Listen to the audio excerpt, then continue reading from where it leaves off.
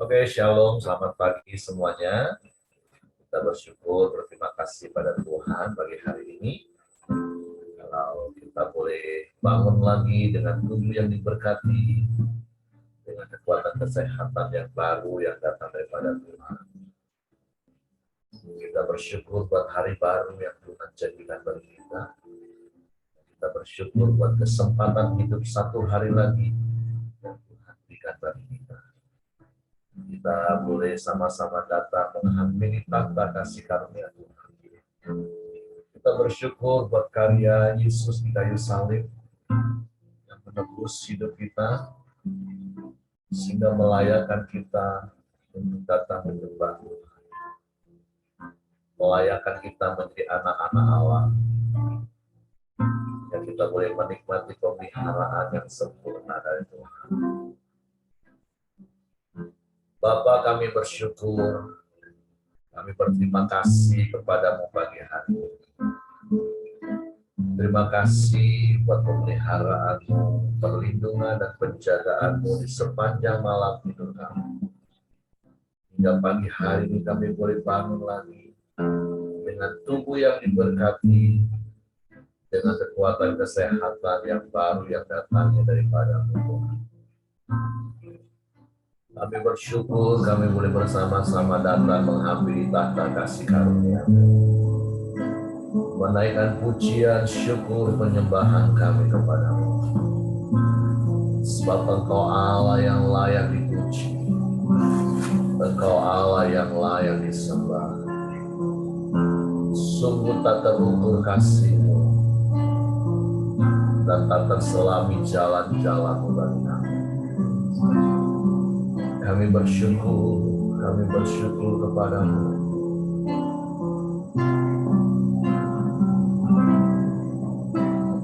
Tak terukur kasih-Mu, Yesus. Kau telah mati, gantikan diriku. Kau curahkan darah-Mu untuk tebus dosaku. Saya katakan tak terukur kasih-Mu, tak terukur kasih-Mu, Yesus. Kau telah mati, gantikan hidupku. Kau curahkan darah-Mu untuk tebus dosaku. Layaklah Kau Tuhan, dipuji dan disembah dengan segenap hatiku. Layaklah Kau Tuhan, dipuji dan disembah dengan senang jiwa ragaku. Sungguh tak terukur kasih-Mu bagi kami Tuhan. Tak terukur kasih-Mu, Yesus. Amin. Kau telah mati, gantikan diriku. Kau curahkan darah-Mu untuk tebus dosaku. Layaklah Kau Tuhan, dipuji dan disembah dengan segenap hatiku. Layaklah Kau Tuhan, dipuji dan disembah dengan senang jiwa ragaku. Sekali katakan tak terukur kasih-Mu bagi kami Tuhan. Dan terukur kasih-Mu Yesus, Kau telah mati gantikan hidupku, Kau curahkan darah-Mu untuk tebus dosaku. Layaklah Tuhan, dipuji dan disembah dengan segenap hatiku. Amin. Layaklah Tuhan, dipuji dan disembah dengan senang jiwa ragaku. Layaklah Kau Tuhan, dipuji dan disembah dengan segenap hatiku. Layaklah Kau Tuhan, dipuji dan disembah dengan segenap jiwa ragaku. Layaklah Kau Tuhan, dipuji dan disembah dengan segenap hatiku. Layaklah Kau Tuhan, dipuji dan disembah dengan segenap jiwa ragaku. Dengan segenap jiwa ragaku. Dengan segenap jiwa ragaku.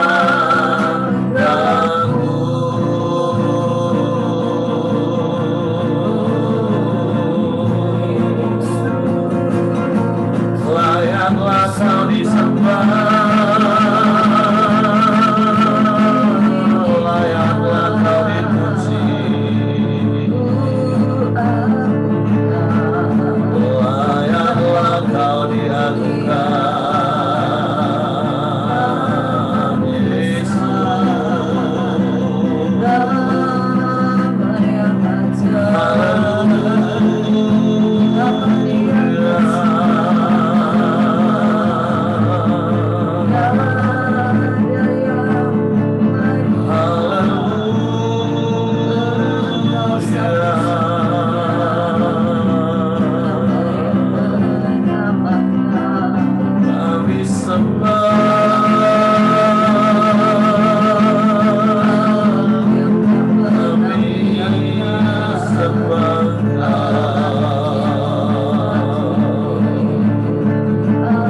Kami tinggikan nama-Mu, Yesus.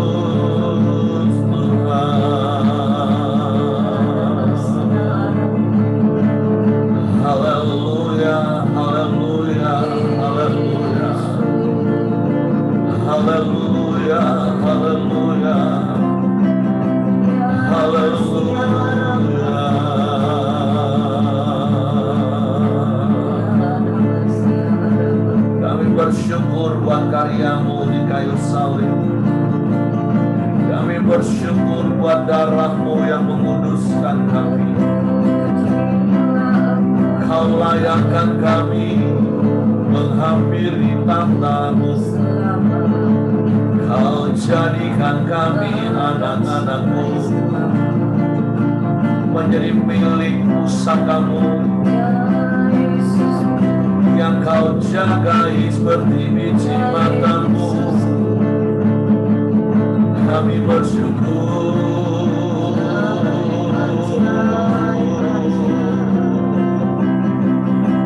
kami bersyukur Tuhan,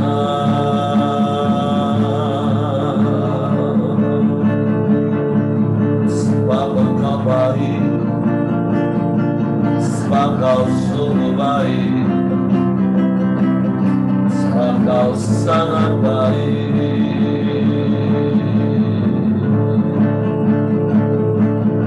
Tiada yang seperti-Mu Tuhan, tiada yang lain, tiada yang sama seperti-Mu. Kami sembah,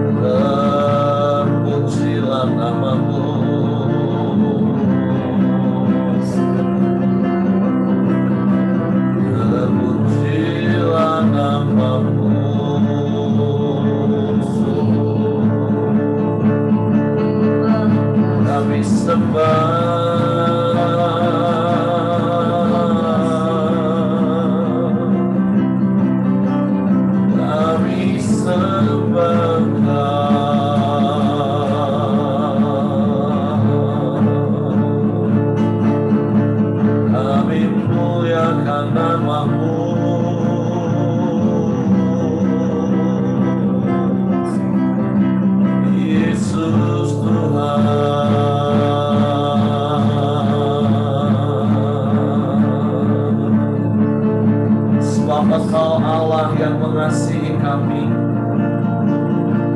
Engkau Allah yang menerima kami apa adanya.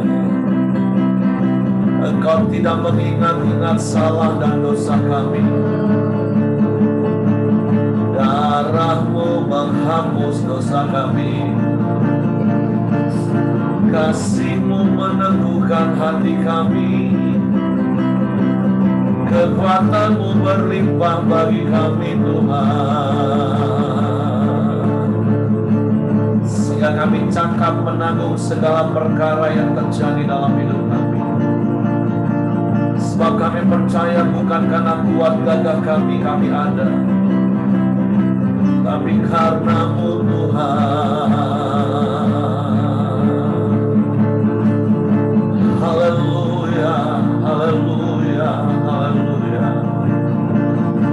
Kami bersyukur, kami bersyukur,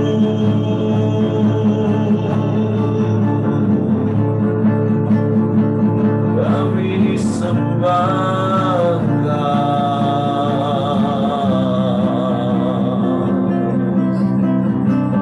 kami sembah Kau.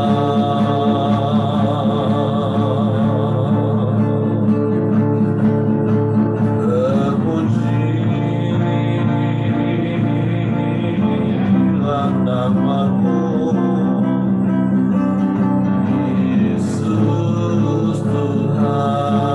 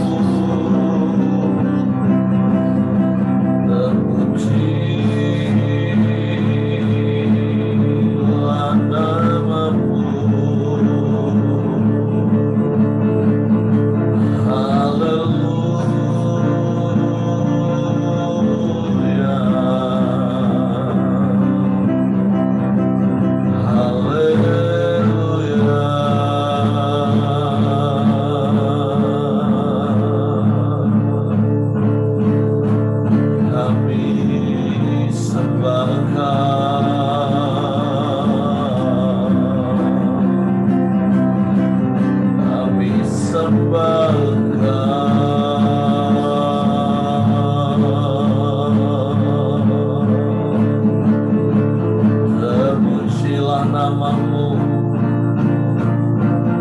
terpujilah namamu, terpujilah namamu Tuhan.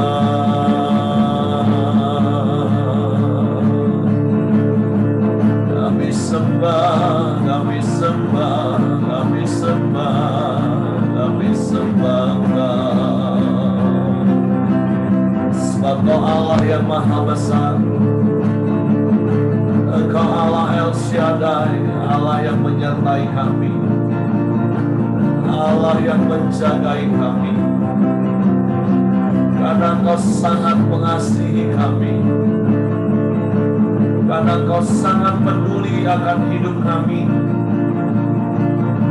Engkau menjaga tiap langkah kaki kami, Engkau menghiburkan kami, Engkau yang memelihara kami, bahkan Engkau yang memberkati hidup kami. Kami bersyukur.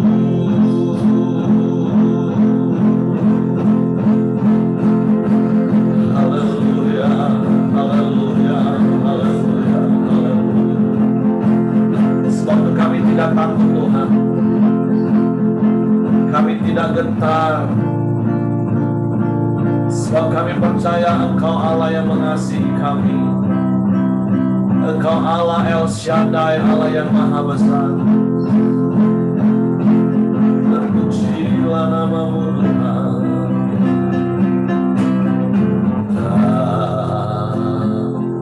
Aku tak takut sebab Kau besertaku, El Shaddai, El Shaddai,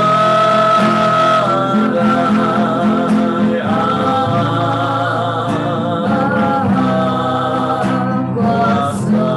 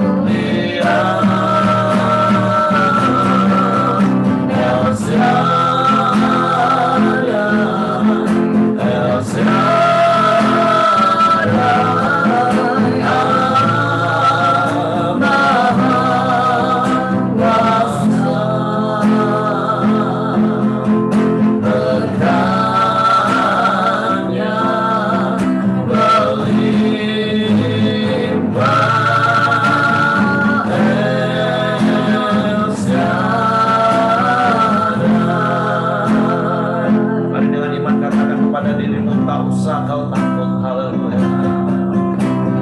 Tak usah ku takut. Amin. Haleluya. Allah menjagaku. Aku tidak bimbang Tuhan. Tak usah ku bimbang. Yesus pelihara aku. Amin. Amin. Tak usah ku susah. Roh Kudus hiburku. Tak usah ku cemas. Dia memberkatiku. El Shaddai. El Shaddai, El Shaddai, Allah Maha Kuasa, yang besar, yang besar, El Shaddai mulia, El Shaddai, El Shaddai, Allah Maha Kuasa, berkatnya melimpah. El Shaddai, berkatnya melimpah.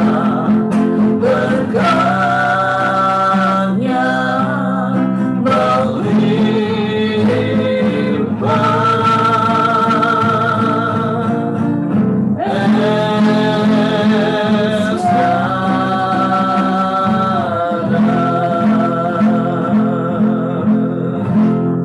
Sungguh berkat-Mu melimpah dalam hidup kami.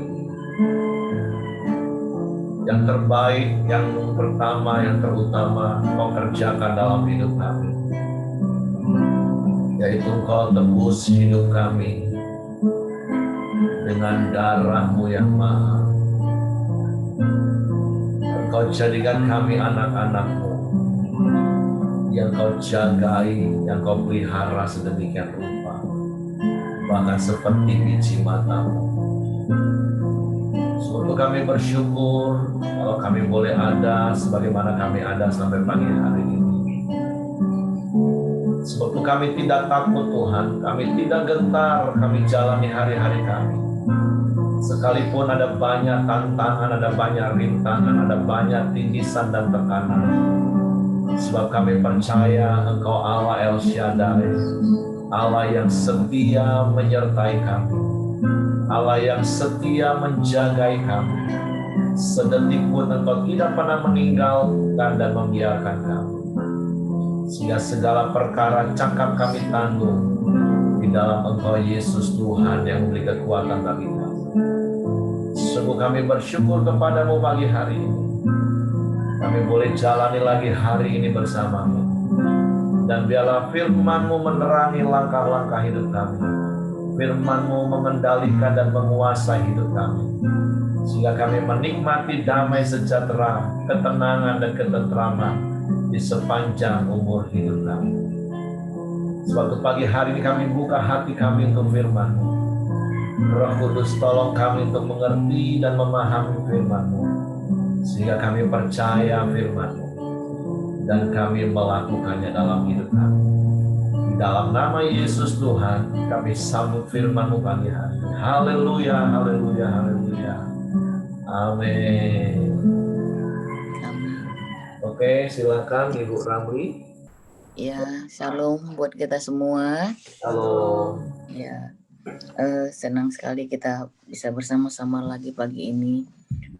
Saat teduh kita pada hari ini dari Kolose 1 ayat 24 sampai Kolose 2 ayat sampai ayat 5 ya saudaraku. Nah, di sini dikatakan kalau judul perikopnya pelayanan dan penderitaan Paulus. Sekarang aku bersuka cita bahwa aku boleh menderita karena kamu dan menggenapkan dalam dagingku apa yang kurang pada penderitaan Kristus untuk tubuhnya, yaitu jemaat. Aku telah menjadi pelayan jemaat itu sesuai dengan tugas yang dipercayakan Allah kepadaku untuk meneruskan firman-Nya dengan sepenuhnya kepada kamu, yaitu rahasia yang tersembunyi dari abad ke abad dan dari turunan ke turunan, tetapi yang sekarang dinyatakan kepada orang-orang kudus-Nya. Kepada mereka Allah mau memberitahukan betapa kaya dan mulianya rahasia itu di antara bangsa-bangsa lain, yaitu Kristus ada di tengah-tengah kamu. Kristus yang adalah pengharapan akan kemuliaan. Dialah yang kami beritakan apabila tiap-tiap orang kami nasihati dan tiap-tiap orang kami ajari dalam segala hikmat untuk memimpin tiap-tiap orang kepada kesempurnaan dalam Kristus. Itulah yang kuusahakan dan kupergumulkan dengan segala tenaga sesuai dengan kuasa-Nya yang bekerja dengan kuat di dalam aku. Karena aku mau supaya kamu tahu betapa beratnya perjuangan yang kulakukan untuk kamu. Dan untuk mereka yang di Laodikia dan untuk semuanya yang belum mengenal aku pribadi, supaya hati mereka terhibur dan mereka bersatu dalam kasih sehingga mereka memperoleh segala kekayaan dan keyakinan pengertian dan mengenal rahasia Allah, yaitu Kristus. Sebab di dalam Dialah tersembunyi segala harta hikmat dan pengetahuan. Hal ini kukatakan supaya jangan ada yang memperdayakan kamu dengan kata-kata yang indah. Sebab meskipun aku sendiri tidak ada di antara kamu, tetapi dalam roh aku bersama-sama dengan kamu, dan aku melihat dengan sukacita tertib hidupmu dan keteguhan imanmu dalam Kristus. Saudaraku, dikatakan bahwa di ayat-ayat yang saya baca ini tentang pelayanan dan penderitaan Paulus ya saudara. Saudara, saya di sini melihatnya begini saudara, bahwa Paulus ini orang yang luar biasa ya saudaraku, orang yang luar biasa dalam arti dia mengerti panggilan hidupnya, dia mengerti ketika dia Tuhan jamah, ketika dia lahir baru, ketika dia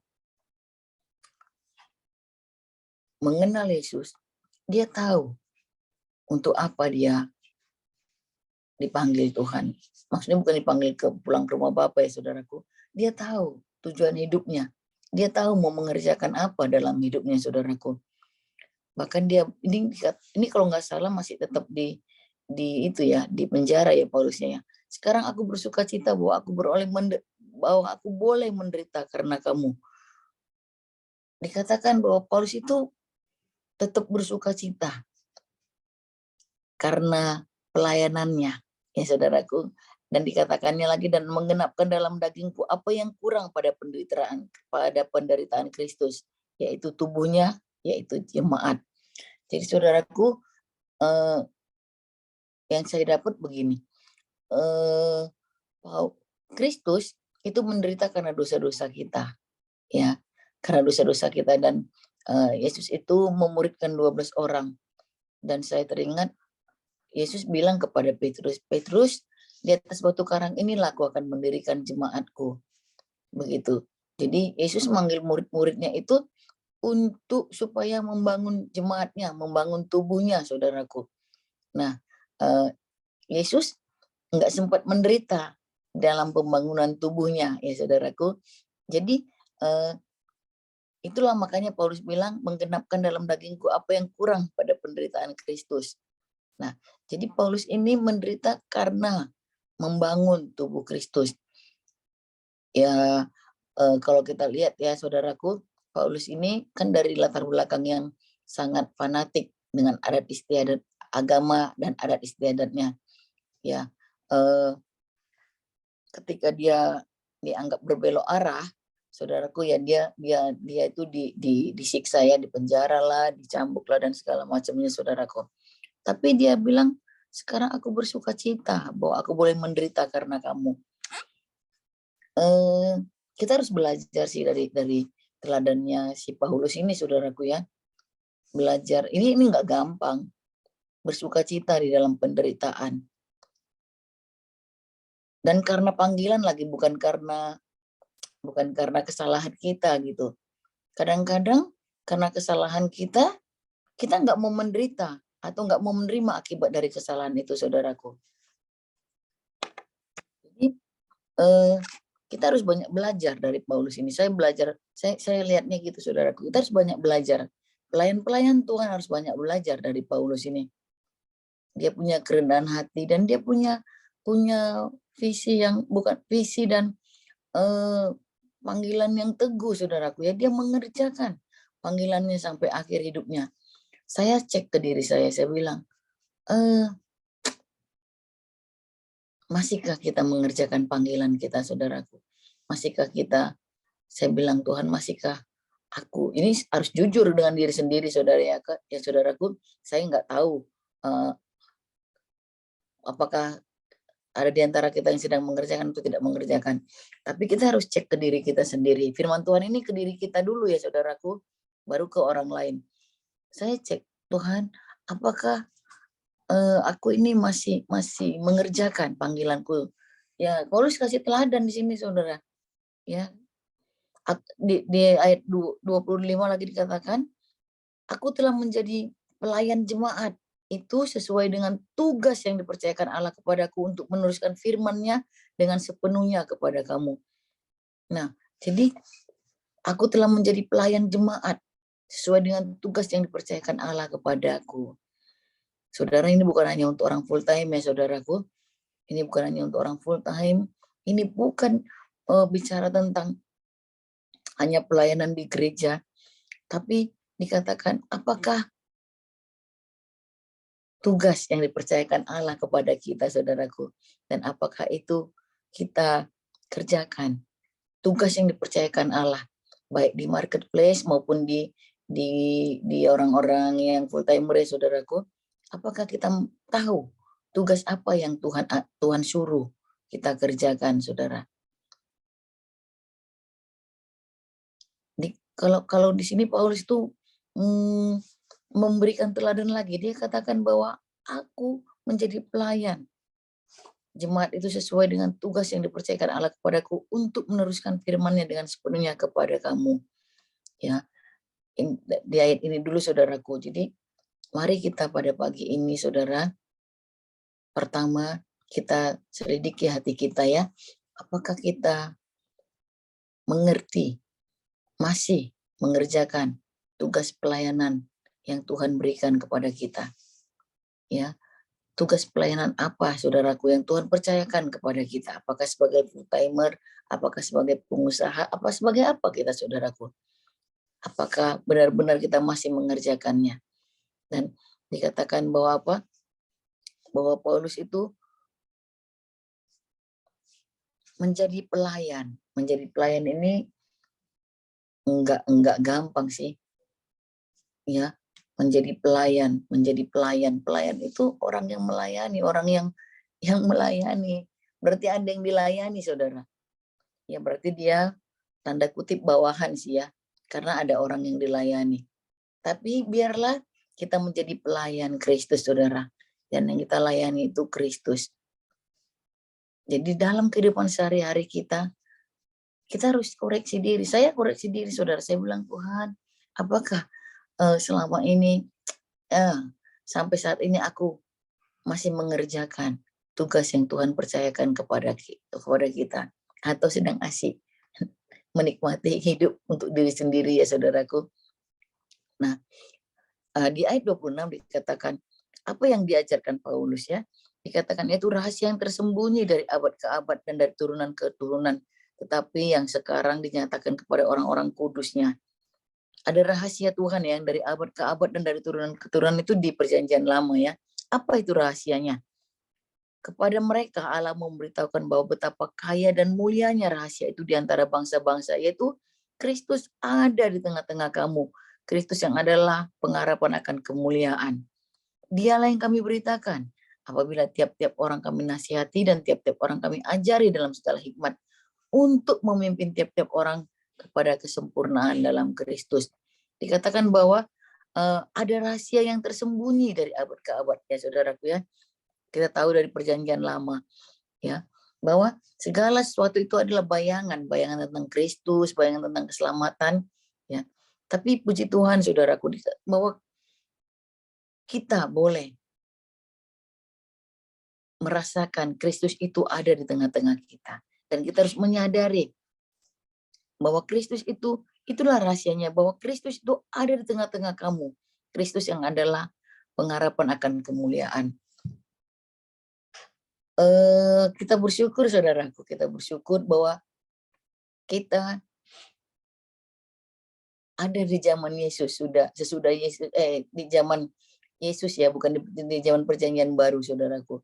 Sehingga kita boleh mengerti bahwa Kristus ada di tengah-tengah kita. Bagaimana caranya Kristus ada ya? Bagaimana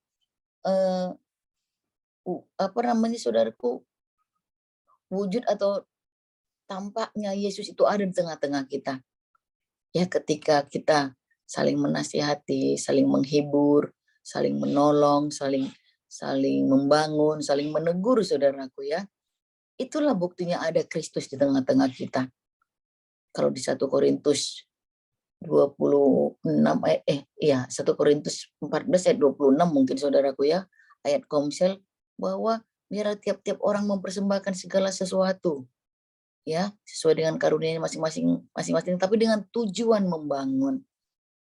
Nah, jadi saudaraku, kita bersyukur kita hidup di zaman Kristus sudah bangkit ya, ini di zaman perjanjian baru, bahwa kita bisa mengerti, bisa merasakan bagaimana Kristus itu hadir di tengah-tengah kita saudaraku. Jadi itu juga harus ikut komsel saudaraku, baru terasa juga saudara ya. Karena di komsel kita bisa berbagi segala sesuatu, berbagi berkat, berbagi keluh kesah, ya saudaraku, berbagi nasihat sesuai dengan karunia kita saudaraku. Tapi tujuannya harus untuk membangun. Nah, jadi kalau ayat 28 kita baca saudara, dialah yang kami beritakan. Apabila tiap-tiap orang kami nasihati dan tiap-tiap orang kami ajari dalam segala hikmat untuk memimpin tiap-tiap orang kepada kesempurnaan dalam Kristus. Itulah yang kuusahakan dan kupergumulkan dengan segala tenaga sesuai dengan kuasanya yang bekerja dengan kuat di dalam aku. Nah, saudaraku, ketika kita berkumpul, ketika kita bertemu dengan seseorang, siapa yang kita beritakan? Ya, Kristus kah? Diri kita kah? Ya, hikmat kita kah? Saudaraku, ini perlu kita tetap koreksi diri agar hanya Kristus saudaraku yang dipermuliakan. Apakah ketika kita hadir di tengah-tengah orang, misalnya ada di tengah-tengah kelompok atau di tengah-tengah beberapa orang, apakah terasa kehadiran Kristus itu melalui hidup kita? Itu paling penting saudaraku. Jangan ketika kita datang itu orang malah gimana gitu saudaraku. Oh, ini orang yang payah nih, ngomongin nih, ini orang yang susah nih dikasih nasihat nih, ini orang yang keras kepala ini, gitu. Atau orang yang mau menang sendiri nih dengan segala perkataannya, dengan segala pendapatnya. Jadi saudaraku, ketika kita ketemu dengan orang lain, wujud siapa yang mau kita sampaikan? Masihkah wujud ego kita atau wujud Kristusnya saudaraku? Karena kalau kita membawa seperti Paulus bilang, dialah yang kami beritakan, Kristus yang kami beritakan. Untuk apa? Untuk memimpin tiap-tiap orang kepada kesempurnaan dalam Kristus. Jadi ketika kita ada tujuannya saudaraku, ada tujuannya ketika kita berkumpul, ketika kita bertemu seseorang, atau ketika kita apa saudara, kita harus berpikir bahwa tujuan kita untuk memimpin tiap-tiap orang kepada kesempurnaan dalam Kristus. Memimpin itu tidak hanya mengatur-ngatur loh ya saudaraku. Ya, tidak hanya mengatur-mengatur. Coba sama anak kita perintah sana sini itu enggak kan saudara. Kalau tidak ada teladan dari hidup kita. Jadi sangat perlu teladan Kristus itu dalam hidup kita. Kadang-kala kita nggak usah bicara, orang bisa melihat Kristus dalam hidup kita dan boleh hidup mereka berubah. Tapi apakah ketika kita berpendapat, kita dengan apanya saudaraku, ngotot lah dengan pendapat kita? Jangan saudara, kita harus membawa hikmat Kristus.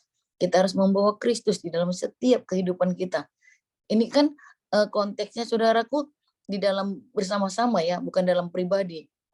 Kita harus benar-benar mencerminkan Kristus itu dalam setiap tingkah laku kita dan setiap semua segi kehidupan kita ya saudaraku.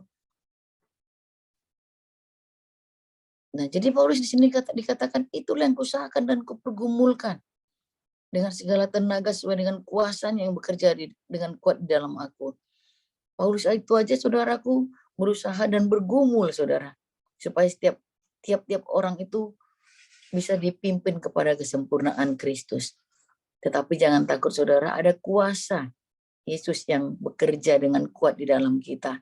Kalau kita memang kalau kita memang itu saudaraku ya, kalau kita memang tahu tujuan kita memberitakan Kristus itu, kita menasihatin orang, kita membangun orang supaya setiap orang itu sampai kepada kesempurnaan Kristus. Bukan artinya kita juga ketika kita di dalam komsel, di dalam kelompok, di dalam apa saudaraku, ketika kita memberitakan Kristus, kita juga terbaharui hidupnya saudaraku. Kan firman itu pedang bermata dua ya saudaraku. Ketika kita sampaikan baru kita kena juga ke diri kita gitu. Ya. Jadi saudaraku, kalau di Kolose 2-nya dikatakan bahwa aku mau supaya kamu tahu betapa beratnya perjuangan yang kulakukan untuk kamu. Dan Paulus ini yang saya lihat saudaraku, dia tetap setia dan berjuang ya saudaraku ya. Dikatakan betapa beratnya perjuanganku. Seberat apa perjuangan kita saudaraku ikut Tuhan ini ya. Sudahkah seperti Paulus? Ya mungkin nggak panggilan kita seperti Paulus. Tetapi berjuang seperti apa kita mau berjuang, seperti apa kita mau ya saudaraku ya. Ya mengalahkan daging, mengalahkan ego, itu perjuangan saudaraku. Itu yang paling penting. Musuh terbesar itu bukan setan, bukan apa, itu dirimu saudaraku, diri kita, ego kita. Jadi saudaraku, dikatakan Paulus bahwa Paulus juga kenapa dia bergumul, kenapa dia mau menderita untuk jemaat ini saudaraku, supaya tidak dikatakan lagi, supaya tidak ada yang memperdaya kamu dengan kata-kata yang indah. Artinya tidak diselewengkan imannya dengan pengajaran-pengajaran yang lain ya saudaraku ya. Dikatakan gitu. Jadi sudah bergumul untuk siapa kita saudaraku, sudah bergumul untuk apa kita? Apakah kita bergumul untuk supaya keluarga kita semakin mengenal Kristus, anak-anak kita ya, mengenal Kristus, istri kita, pasangan kita. Saudaraku, bergumullah dengan sekuat tenaga dan jangan takut. Ada kuasa yang menyertai kita. Ya, ada kuasa yang menyertai kita. Dia terakhir saudaraku, Kolose 2:5. Sebab meskipun aku sendiri tidak ada di antara kamu, tetapi dalam roh aku bersama-sama dengan kamu, dan aku melihat dengan sukacita tertib hidupmu dan keteguhan imanmu dalam Kristus. Saudaraku, waktu saya baca di kamus ya, ternyata kemungkinan tidak ada tertulis bahwa si Paulus ini pernah ke Laodikia. Tapi ada suratnya untuk jemaat di Laodikia. Laodikia itu dekat dengan Kolose, saudaraku. Nah, jadi, saudaraku, dikatakan meskipun aku sendiri tidak ada di antara kamu, tetapi rohku bersama-sama dengan kamu. Saudara, ketika saya renungkan ini, luar biasa sekali Paulus ini. Dia hatinya kepada panggilannya, hatinya kepada jemaat Tuhan, hatinya untuk orang-orang yang dia muridkan, orang-orang yang pernah ada di antara dia saudaraku ya. Saudaraku, marilah kita belajar dari Paulus ini.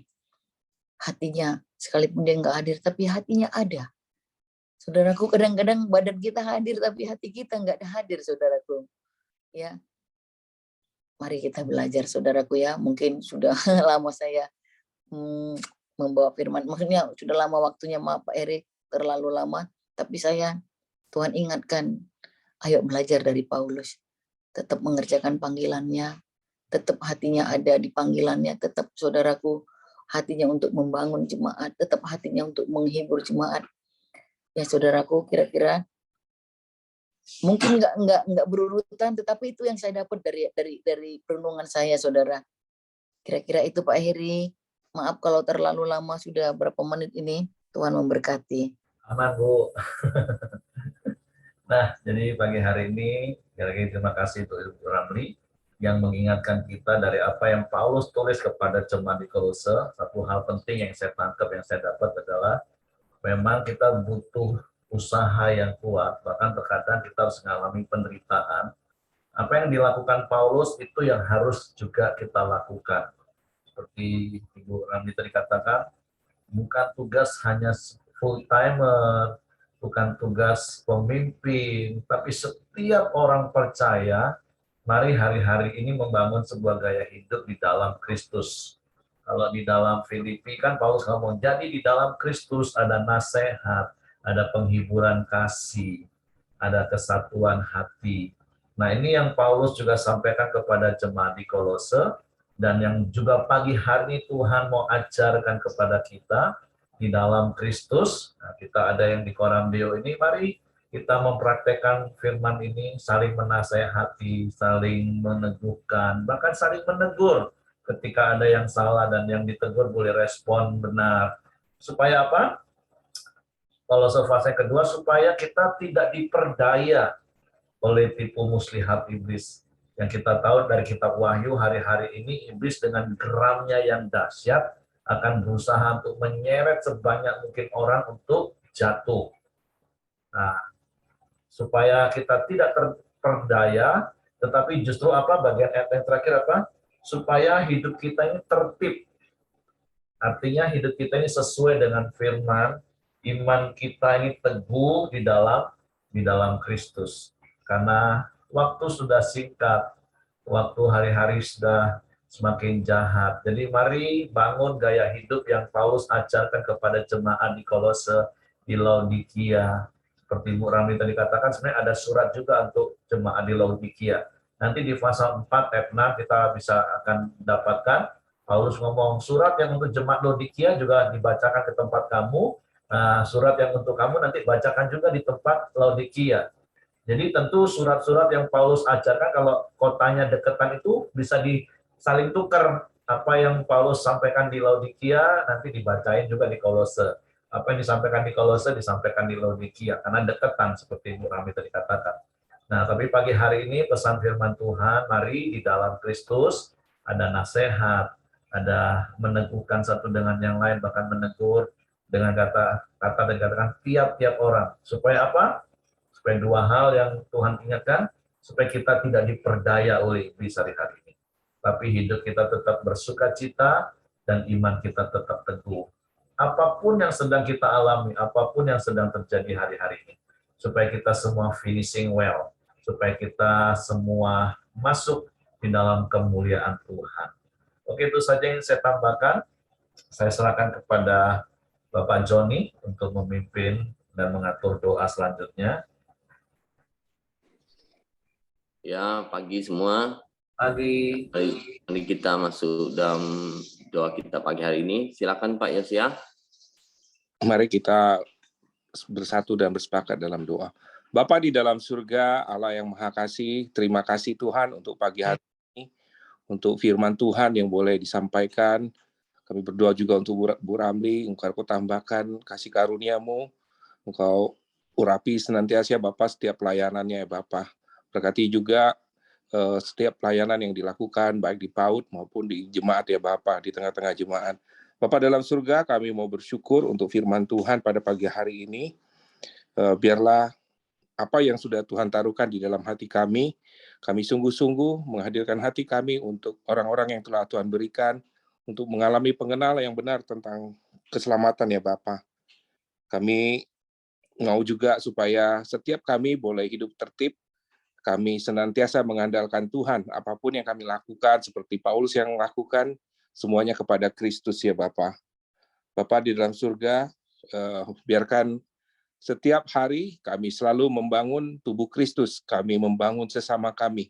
Banyak jiwa-jiwa yang mengalami penderitaan, mengalami putus pengharapan, biar kehadiran kami boleh membawa mereka mengenal akan Kristus, mengenal akan keselamatan.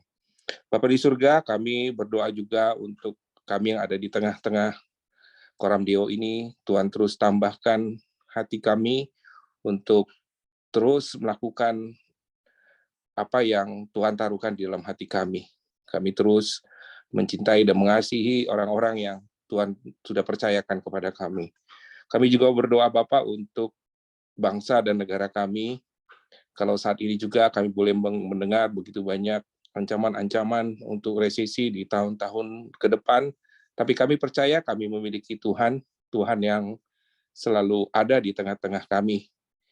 Sebagai apapun masalah yang kami hadapi, apapun yang ada di tengah-tengah kami percaya bahwa Tuhan sudah cukup buat kami ya Bapa. Terima kasih Bapa. Kami berdoa juga untuk pemerintahan kami, supaya pemerintah kami baik yang ada di kabupaten, provinsi sampai ke pemerintahan pusat terus konsisten ya Bapa. Dan juga aparat-aparat yang ada di tengah kami, kalau begitu banyak terjadi kejadian-kejadian yang mengecilkan, melemahkan aparat-aparat kami percaya bahwa itu semua adalah rencana Tuhan.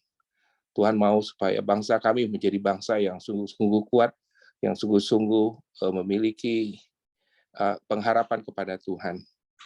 Mari kita berdoa, sama-sama berdoa Bapa kami yang ada di surga, dikuduskanlah namamu, datanglah kerajaanmu, jadilah kehendak-Mu di bumi seperti di surga.